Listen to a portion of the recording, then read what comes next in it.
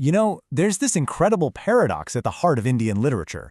We're talking about a country with literally thousands of years of its own literary traditions. Yet, it's produced some of the world's most acclaimed literature in English, the language of its former colonizer. It's this amazing story of imposition, sure, but also of adaptation, and, in the end, a truly triumphant form of self-expression. So, that's the big question we're diving into, right? How on earth did the English language go from being a tool of colonial power to this vibrant, powerful way for India to tell its own story, not just to the world, but to itself? Okay, so first things first, we've got to get one thing straight. This wasn't some simple choice. English didn't just show up in India, it arrived with a very specific and, a very controversial agenda. So, how did this all happen? Well, it unfolded pretty quickly. It all kicks off in 1833 with this infamous document from Lord Macaulay pushing for English to be the language of instruction.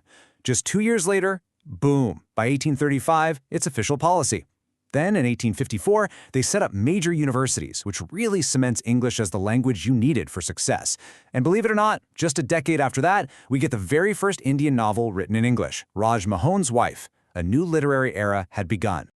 To really get the mindset behind all this, you just have to hear this quote from Lord Macaulay.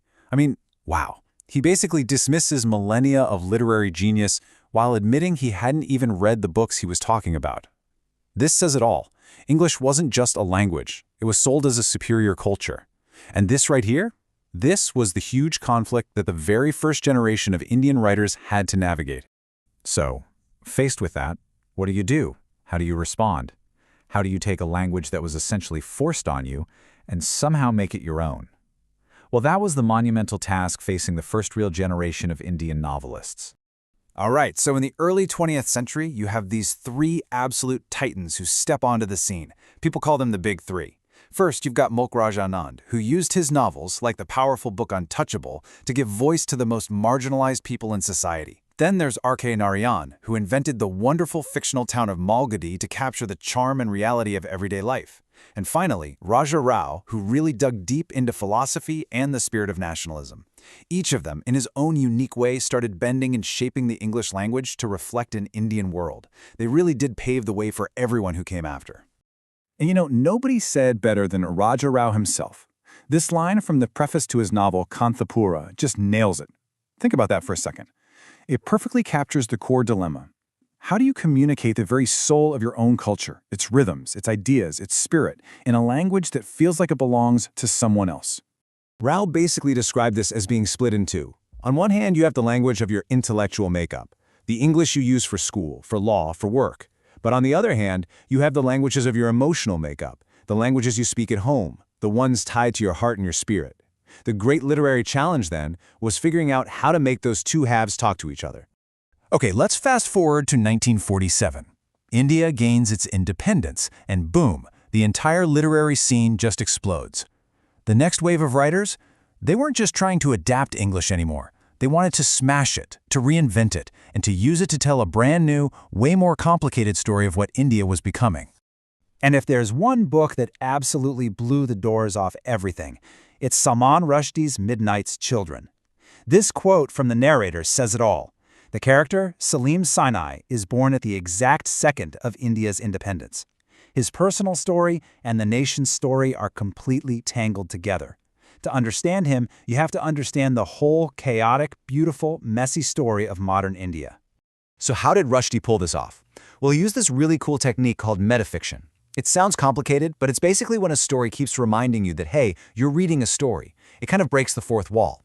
And by doing this, Rushdie wasn't just telling a version of history, he was challenging the very idea that there's only one official story. He threw the doors wide open for all sorts of other histories to be told. This new literary confidence also meant that writers could finally start to confront one of the nation's deepest, most painful wounds, the partition of 1947.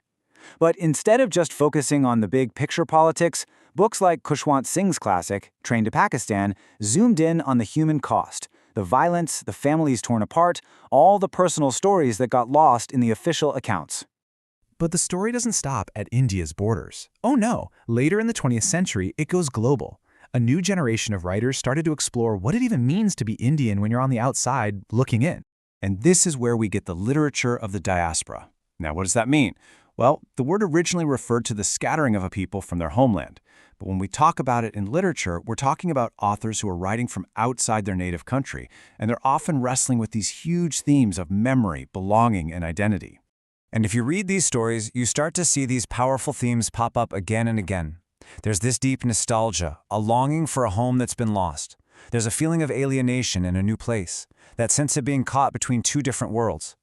And there's always that big nagging question, where and what is home? And authors like Jhampa Lahiri and Amitav Ghosh, they are absolute masters of this. Their work just brilliantly captures what it feels like to have a hybrid identity, that powerful pull of the past, and the very human struggle to find your place in a new world.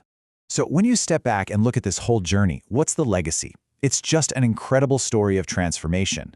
What started as a colonial experiment has become a celebrated, essential part of the global literary canon. And I'm not just saying that. The proof is in the prizes. We're talking multiple winners of the super prestigious Booker Prize. Jhampa Lahiri won the Pulitzer.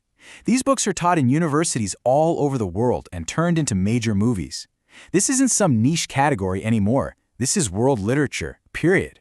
So, a language that started as a tool to rule has been completely flipped on its head. It's been grabbed, remixed, and enriched to become a tool for questioning, for celebrating, and for telling the story of a people to the entire world. And that really leaves us with something to think about, doesn't it?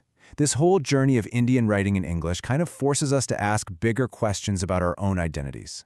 What does it really mean to be from somewhere? And maybe, as these writers show us, a story can sometimes be a truer home than any place with a border.